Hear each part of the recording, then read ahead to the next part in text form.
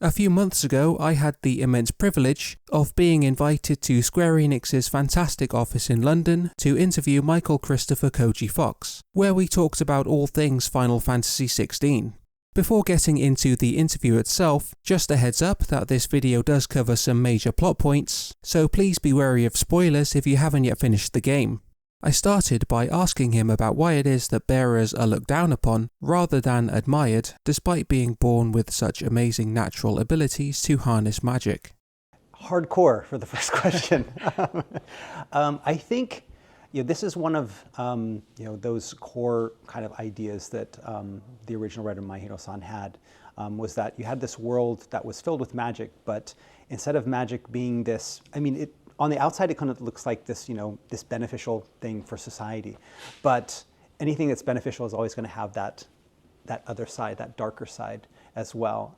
And I think that he really wanted to kind of portray that magic and the crystals it's not all, good. There is a dark side to this as well.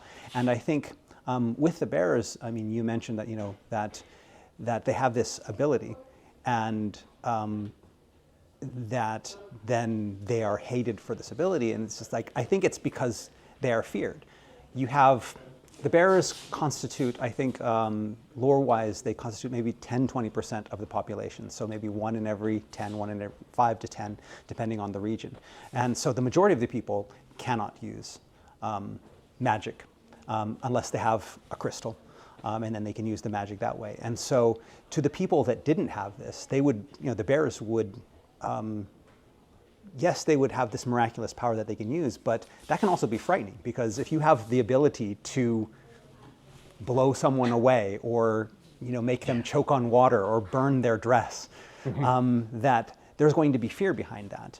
And so I think that from that fear, that is where this hatred was born from, that you have these people that have something that you don't, and you're afraid that they may use that against you. And living with that fear, I think, drove the people to, again, suppress these people that, again, you'd think of them as, yeah, they're going to be this great benefit to society. They have this wonderful power that maybe they can use for good, but instead people look at that as something to be feared, and that kind of drove the people. We talk about it a little bit, it's talked about a little bit in the game. We explore a little bit of it, more of it in the lore book about, there were, bearers that tried to rise up because they felt they were being mistreated. But then again, you'd get the people that would come in and quell that. And then once, those people started again fearing the non-magic users, that if they use their magic for this, then they're going to feel the wrath of the rest of the population. And so then, even though they have this power, they become afraid to use it, and it's fear that stops them from, gaining their full potential in that sense as well. So I think a lot of it has to do with that overarching sense of fear and how it controls people's lives. Which aspects of Final Fantasy XVI, be they locations, individual characters, the cultures depicted, or the Fallen, would he like to have explored in even more detail? All of those. There is so much backstory to that world. That world is so unique and has so many wonderful stories in the background that we didn't get to tell, because the whole concept behind Final Fantasy XVI is they wanted to be this, yoshi-p talked about how he wanted it to be a roller coaster. That is a very focused narrative that just keeps going and pushes you through all the way to the end. But because of that, there's not a lot of time to stop and take a breather and see the rest of the world and find out what's going on in that world. And so there were a lot of times where I think, it would have been great if we could have talked about this. It would have been great if we could have explored more into this. But ultimately, that slows down the narrative. And I think keeping the narrative pace up was one of the main driving points that the director and the producer wanted. And so with this lore book, this is going to give us much more opportunity to go in and explore those things. And I think out of all of the things that you mentioned, for me, exploring the characters was the biggest thing. I think Final Fantasy XVI, while it is this overarching story about Clive and his powers and confronting this being at the end to try to save the world from its fate and the mother crystals and whatnot. I think ultimately it's a character-driven story. You have these wonderfully unique characters and wonderfully powerful characters that all kind of cross paths with Clive, and Clive gets to interact with all of these great people, but we never, and while we do find out some things about them through the story, it is Clive's tale, and so we don't get to go too in-depth into those. And especially when it gets to the side characters, you have these great side characters, and like Harpocrates and Lady Karen and Tarja, but we never get to find out. We hear little bits and bobs about, you know, maybe where they came from and things in their past, and maybe you get a quest or side quest or two to maybe go a little bit more in depth in those. But there's so much that we don't get to find out, and these characters are so alive that I wanted to, you know, show everyone out there that there is so much more to these characters and the things that they had to go through to get to where they are now. You know, it's pretty much everyone has this tumultuous past that brought them to where they are today. And so hopefully with this lore book, we do focus a lot on characters. And so while we do talk a lot about history and we talk a lot about locations and items and the Fallen and other things like that, a lot of it is character profiles and talking about these characters and giving them their backstories, even down to very, very minor characters. Characters that maybe you only saw in passing, or maybe didn't even have a quest, or maybe didn't even have a name. That show up in a cutscene and you see them. There's a cutscene in Sombrek where Sid and Clive and Jill go to a brothel, and they have the conversation in the brothel. And at the beginning of the quest, Sid goes to the door and hands a bag of money to one of the courtesans there. Basically, you know, to keep quiet. We're going to be talking about keep our door shut.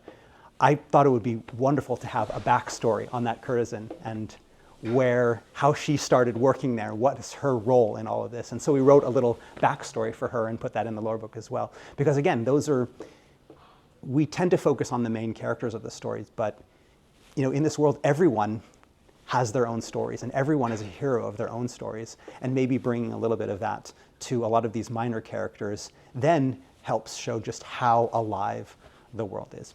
One of Final Fantasy XVI's most famous scenes is of course the battle between Bahamut and Odin at Belinus Tor. Was this scene partly inspired by the classic showdown between Bahamut and Alexander in Final Fantasy IX? That is a good question. I do not know. I would like to think that it was, because I kind of got those same vibes as well, but you'd probably have to ask. You'd probably have to ask either Maihiro-san or Takai-san to get an answer on that one. In the game's planning phase, was there much discussion about also including Alexander somehow, or any of the other classic summons that have appeared in previous Final Fantasy titles? The icons that they chose, the original 8 plus Ifrit, were pretty much set in stone. Is that they knew that those were the ones that they were going to use. They went into the process thinking, okay, what are going to be those summons that everyone knows, that appear in the most games, that even a player that had maybe never even played Final Fantasy, or maybe only had played one Final Fantasy, is going to know. And it would be those main, and that's why we ended up, you know, going with the Shiva and with the Ramu and with the Leviathans, those ones that you know because they appear in the most Final Fantasies. And I think once they had those, they were pretty much locked in, and there wasn't a lot of, well, maybe we should use this one, or maybe we had this one as well, but we decided not to use it.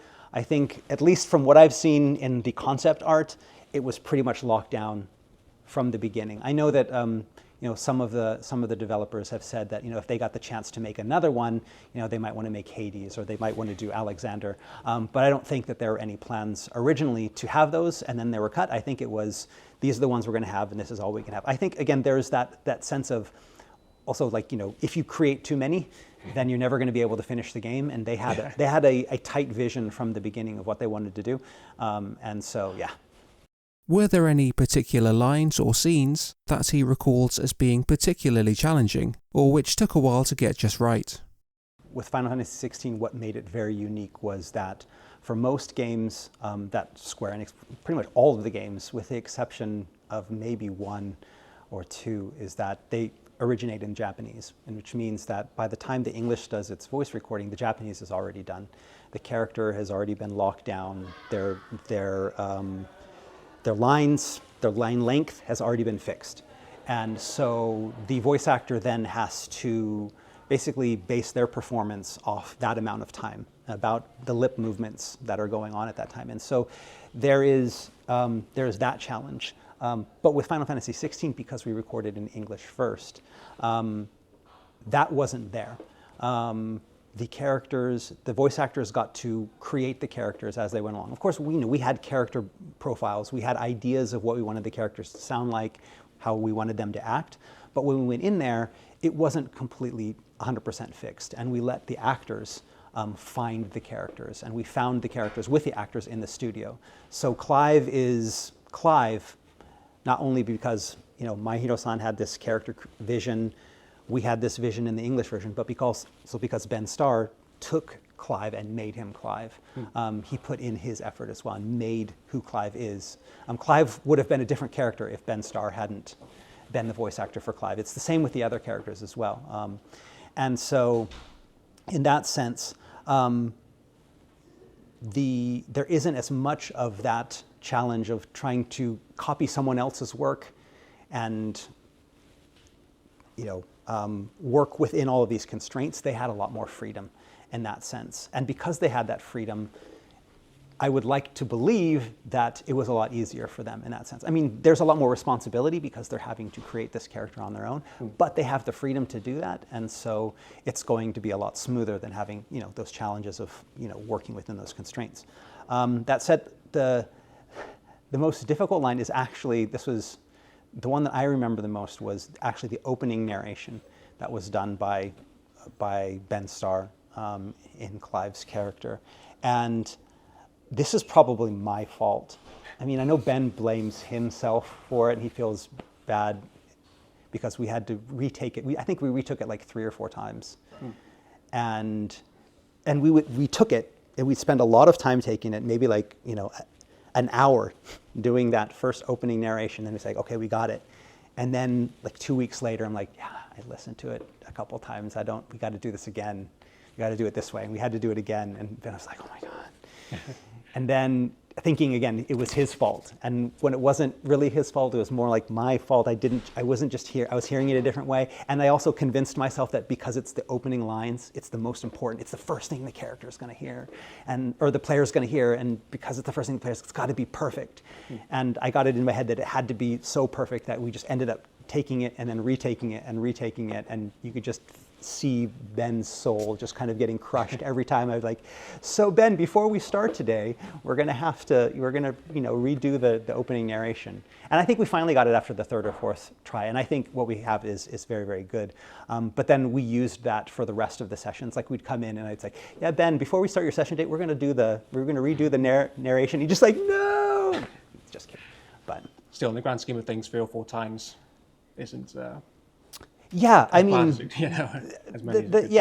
we would, when you do the lines, you'll do a line 3 or 4 times to make sure you get the right read and get it perfect. But to do it, fix it, and then come back and do it again and fix it, and then come back and do it again, I think the narration was, that one was, it was a little bit tricky in just the sense that I was nervous, he was nervous, we all kind of were super nervous. In the end, it turned out fine, I think, but that was the one.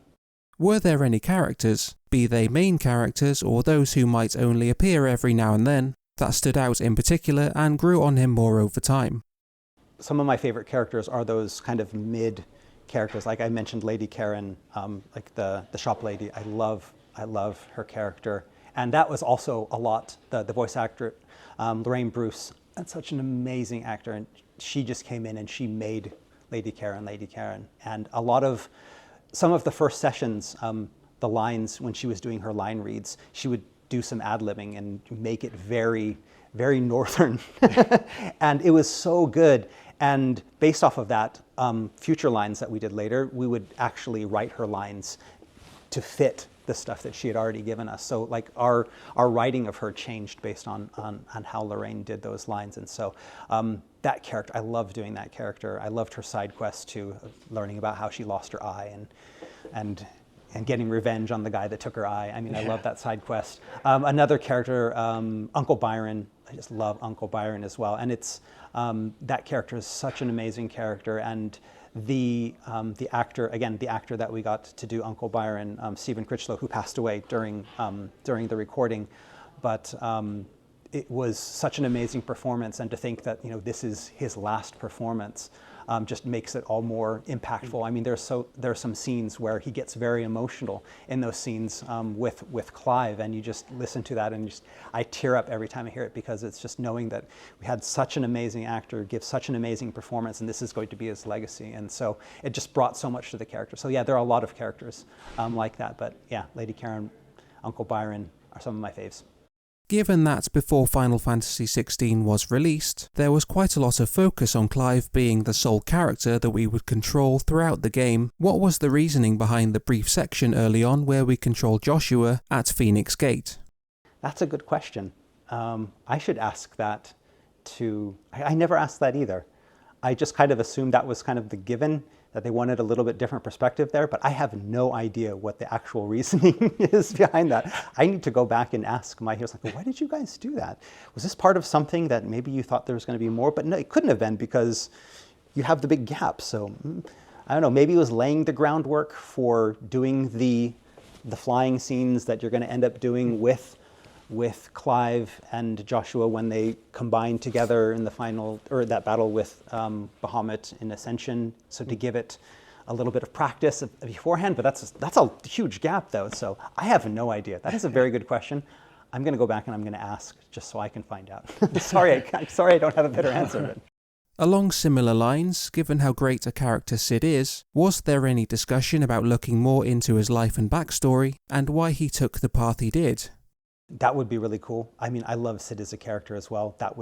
Those were some of the funnest lines to write. Just to have this absolute, he's a little bit of a hero, but he's also a cynic, but he's also a father, and it's just all of the good. It's like who I wish I could be when I become Sid's age. I love that character, and yeah, he has such a weird and deep backstory, all the stuff with Benedicta and his time with Waloed and coming from the continent, and so you think there's got to be, and there's the allusions to stuff as well, like the battle that he has with Dion in in Sambrec before they come in, like, oh yeah, that was broken because the last time I just bashed through the wall up there, ha ha ha ha, and it's like, what happened? And so there is a great story there. I would love to explore that more. I do recall having a conversation with yoshi-p saying that, like, yeah, if anyone out there like approaches us for like a TV show or a movie, we should definitely have like Sid be the main character. That would be so cool. You can get like Harrison Ford to play him or something like that. I don't know.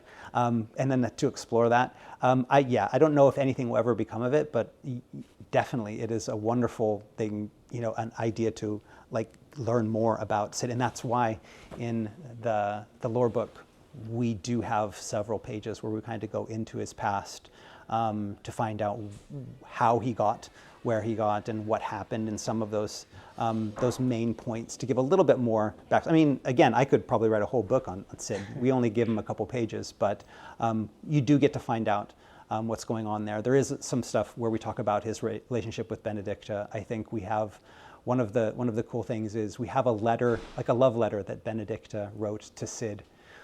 We're able to put that in the book as well. Final Fantasy XVI includes an incredible amount of lore about every character, location, weapons, enemies, items, and so on. From a storytelling point of view, how valuable or important is it to build up that wealth of history and detail?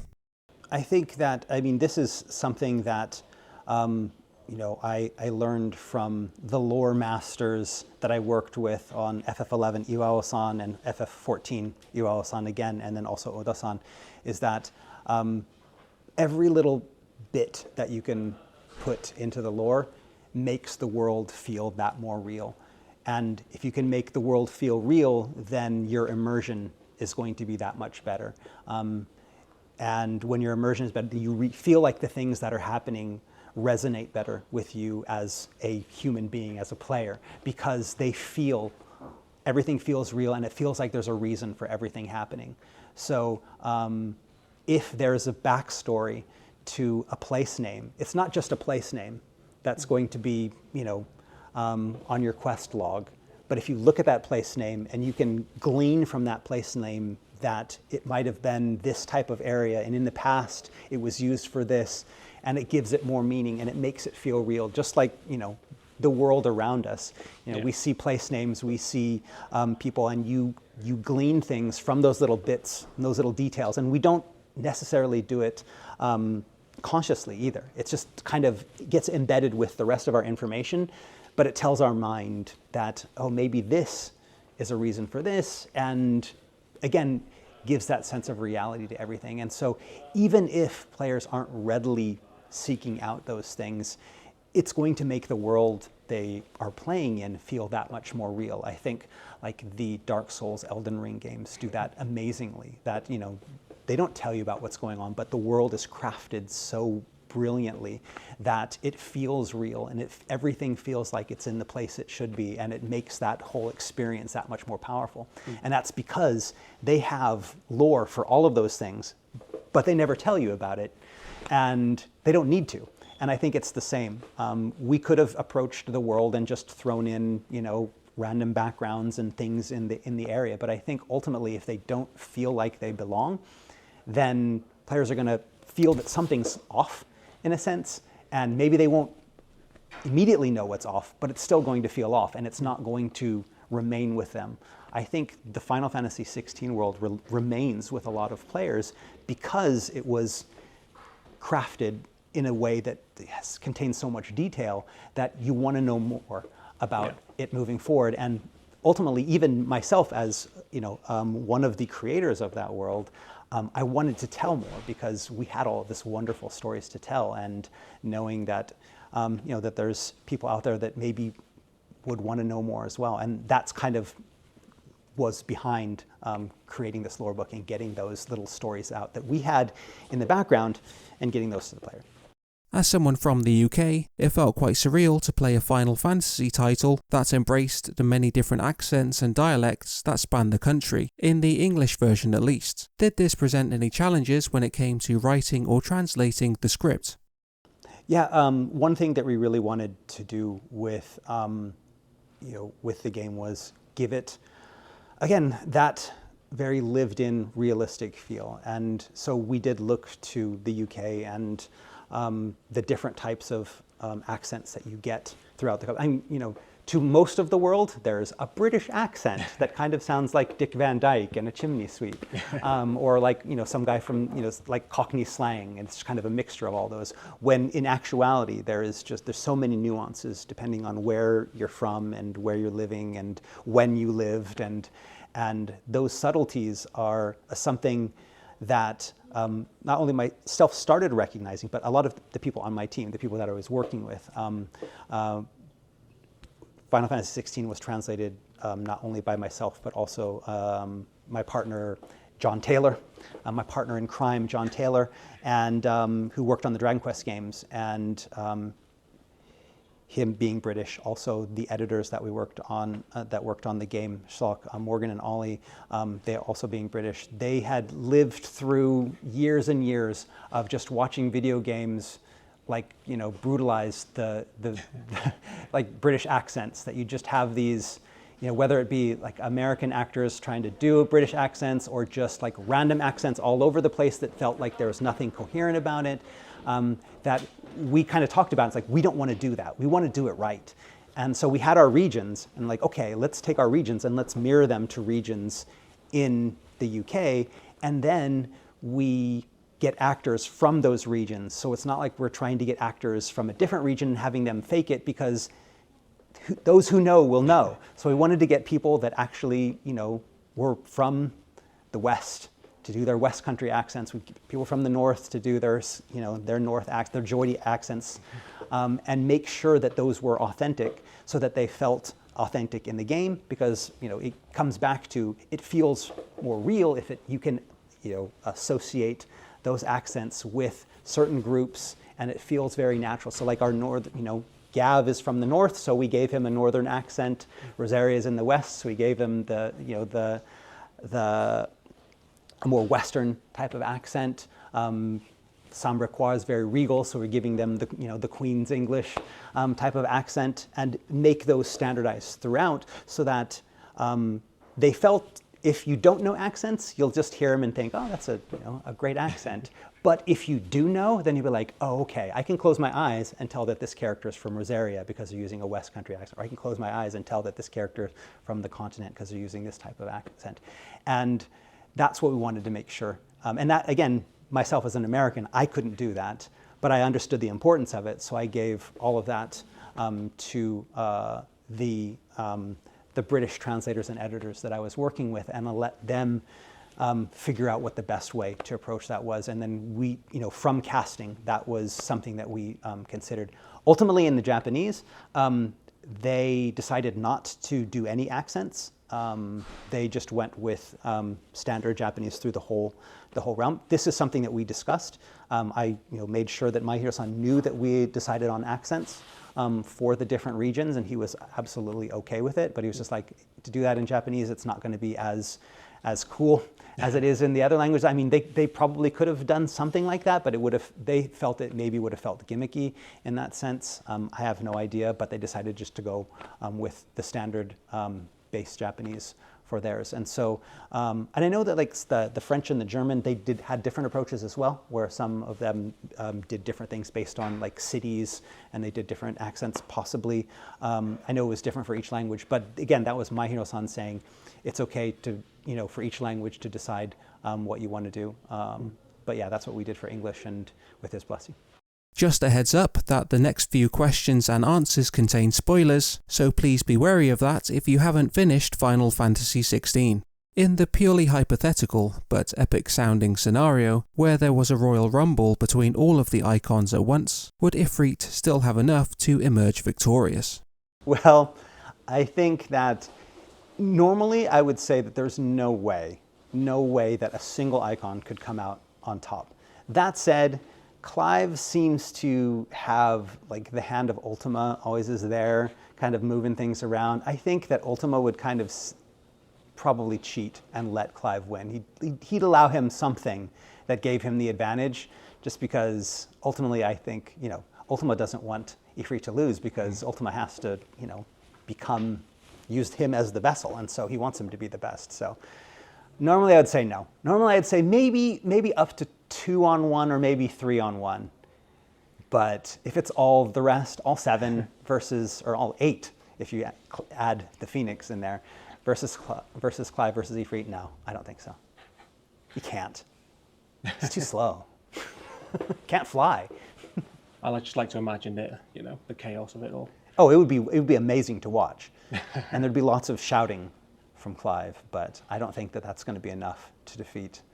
I mean, once you got a Terra Flare, and you've got, Titans, and if he's in like Titan Lost form, then no, absolutely not. Was there any temptation to include a brief segment where we get to control Torgal and carry out certain tasks, or maybe rescue Clive, or something along those lines? That would have been cool. I think those are all really like kind of cool ideas. But I think ultimately, the team, I think they wanted to focus on Clive, and they wanted it to really feel like it is Clive's story and everything is there with Clive.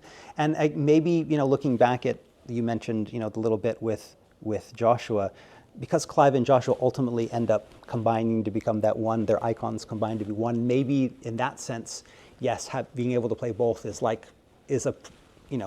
a foreshadowing of the fact that they will become one. But then and that's why that was allowed.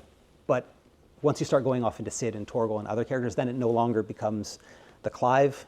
And I think, the focus here was probably Clive. Again, that's a question that you'd probably need to ask Maehiro-san, because I think he probably has a definite reason for that. But I would think that would probably be the reason why they maybe avoided it, just because, again, it takes the focus off of Clive when the rest of the narrative is so Clive focused. But I do think that those are both like cool ideas. I would love to play a section where you're just Torgal running through the forest, ripping the throats out of, Sambriquois soldiers. Ultima is presented as being this cold, calculated and composed godlike being who is indifferent to mankind's suffering and unfazed by Clive's attempts to destroy him until he finally loses his composure. Is the Ultima we see in the game the same antagonist that was imagined from the outset, or did he evolve much while the game was being developed?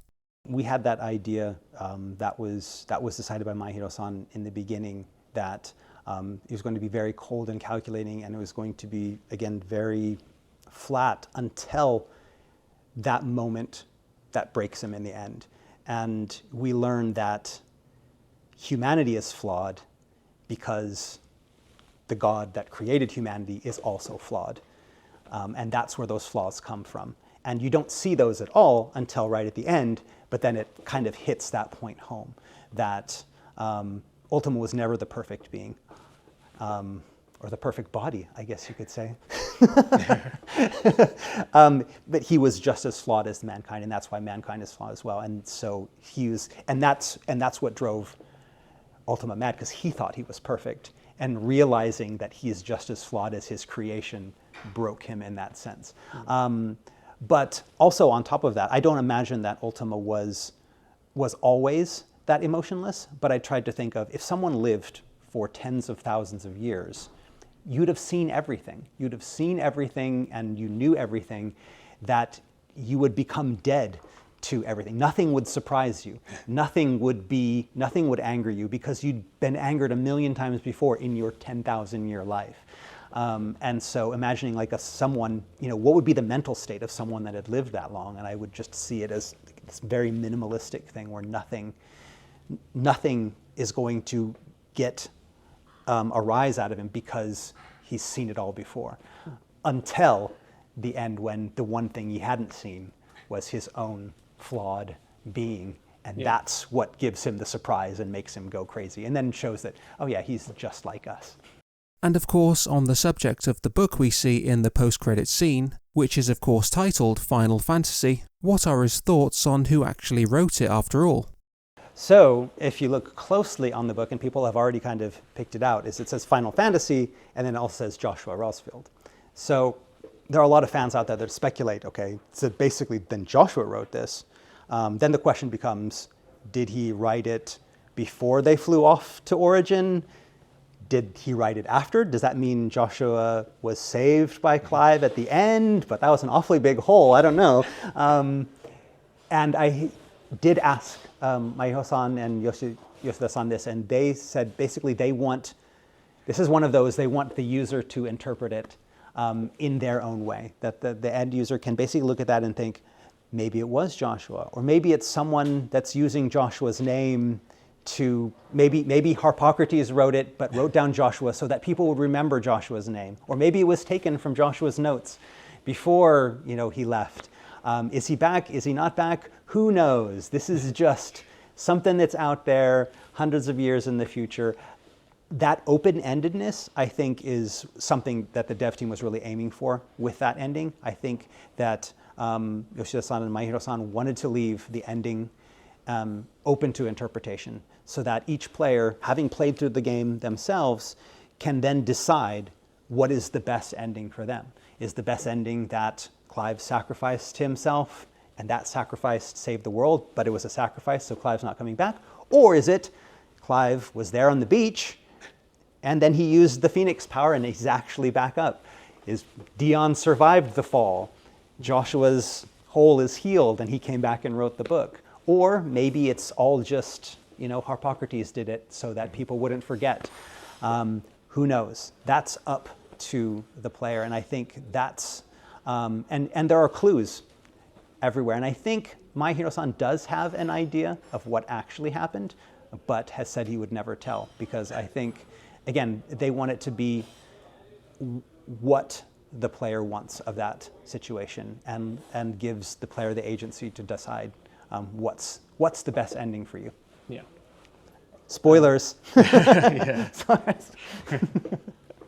And with that, I would like to extend my heartfelt thanks to Michael Christopher Koji Fox for taking the time to meet with me and answer my questions in such detail. It was a great pleasure to speak with him and talk about so many different aspects of the game, in anticipation of the lore book, which sounds like it's going to be a great read for anyone who's a fan of Final Fantasy XVI. And of course, thank you so much to Square Enix as well for making this interview possible in the first place. So until next time, thanks for watching.